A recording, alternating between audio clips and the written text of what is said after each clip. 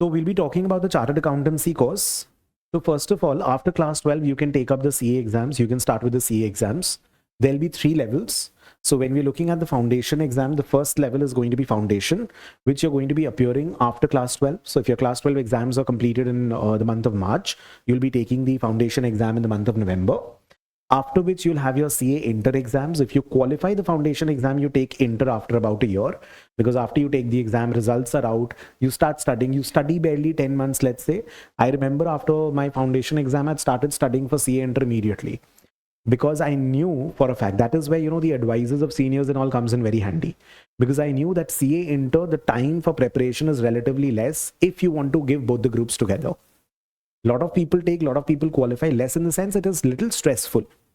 The syllabus is extensive and the time is only 1 year. So you should not be waiting for your results. If you're confident enough to pass your foundation exam, you immediately start studying for inter and preparing for inter. You at least do those theory subjects, say for example, for which you probably are not going to be enrolling for classes, let's say. You do that, but you start immediately, right? You should not wait.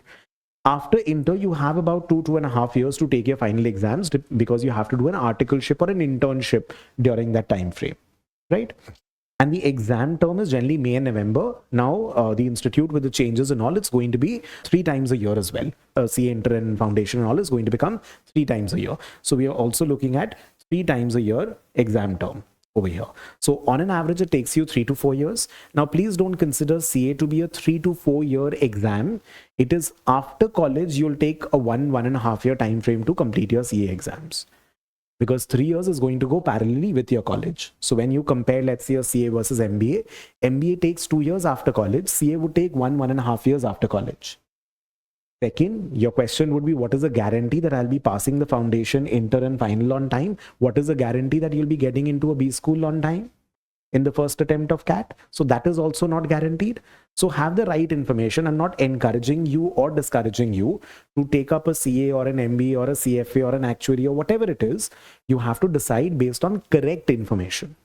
That's all we are trying to do, right? Next, when we're looking at the different subjects in terms of foundation, you have accounts, which is almost as good as your class 11 and 12 accounts. Your economics is again going to be very similar to class 11 and 12 economics. Quants is the maths portion, which will also have class 9, 10 maths part, and 11, 12 maths is also there. Statistics is also there. There'll be a lot of new statistics portion also in the foundation exam. There'll be a little bit of difficult portion also that you'll have to study, but not as difficult. It's not like very hi-fi calculus questions and all that you're doing, but basics of maths that you have to know, you'll be studying in this. And again, time value, maybe index numbers. So how do you calculate inflation? There's something called index numbers that you have to study. So all these things are there. Law is something that is totally new and you have not studied till class 12, but it is relatively very, very easy. So that will not be so much of a challenge. You take your foundation exam. There are 4 papers. With inter, you have an accounts paper. Earlier, we used to have 2 accounts paper when we had 8 papers in CA inter. Now you have an accounts paper in CA. You have law, you have taxation, you have auditing, you have costing, you have financial and strategic management. Strategic management is a theory part. Financial management is pure finance, right?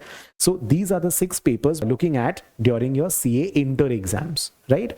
So accounting, costing, taxation, finance, auditing. So if you're looking at it, 1/6 of your curriculum is accounts. You can't say C is an accounts course. You can't even say C is a tax course.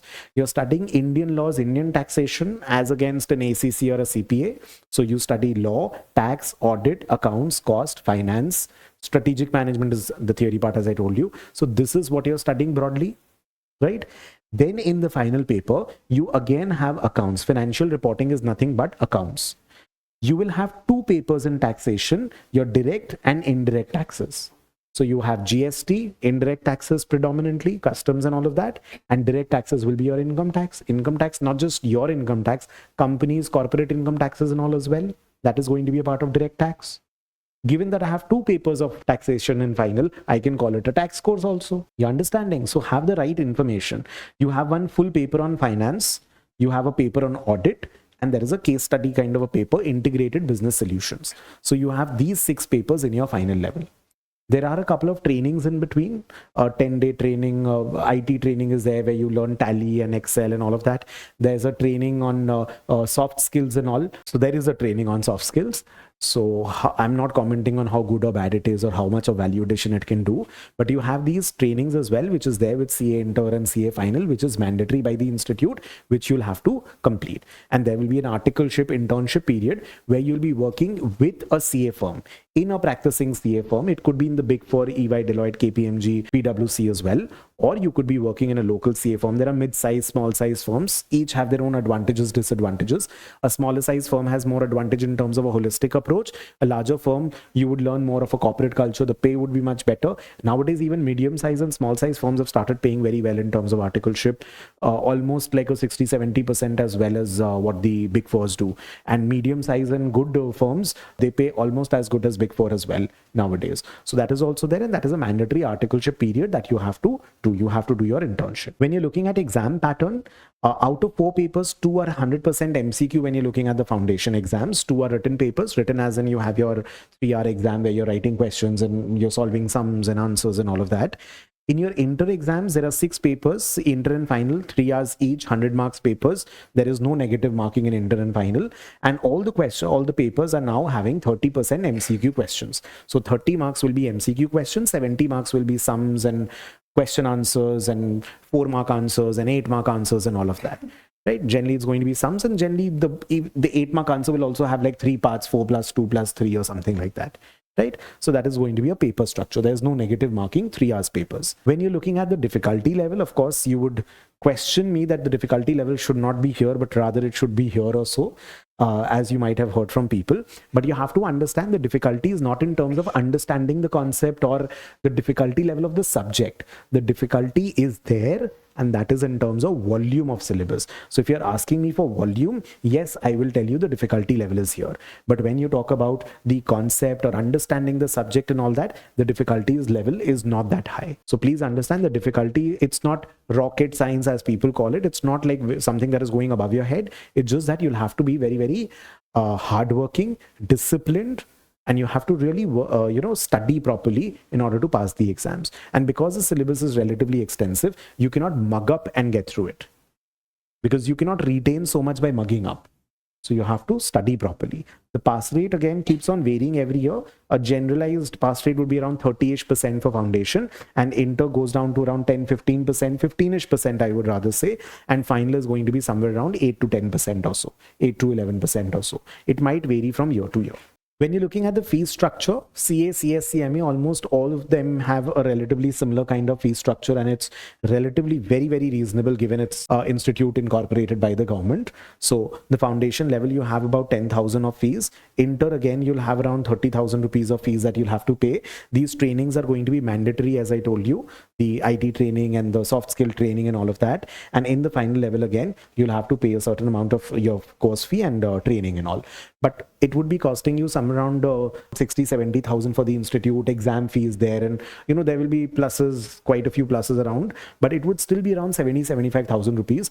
And along with that, you'll have to prepare for your preparation and all. You might need textbooks, other guidebooks and everything, but even the textbooks and all are not very expensive. But the classes and all for the subjects that you take, normally I've seen people taking more classes for the practical subjects and not so much for theory subjects. It again depends on your preparation and all, and accordingly that will matter. So job profiles, when you're looking at CA, you understand there are a variety of subjects. So you have taxation. So anybody working in the tax profile, whether it's direct or indirect taxes, tax lawyers also, if you do an LLB and combine it with your CA, and you can get into tax practice.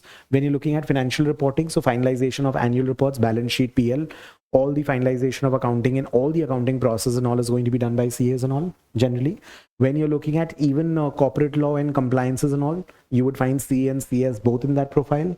Cost accounting, you might find CA and CMA both over there. Finance roles as well, because you have a paper in finance and then they will go on to specialize in the finance part, because over you have one subject in finance with, let's say, 10 chapters.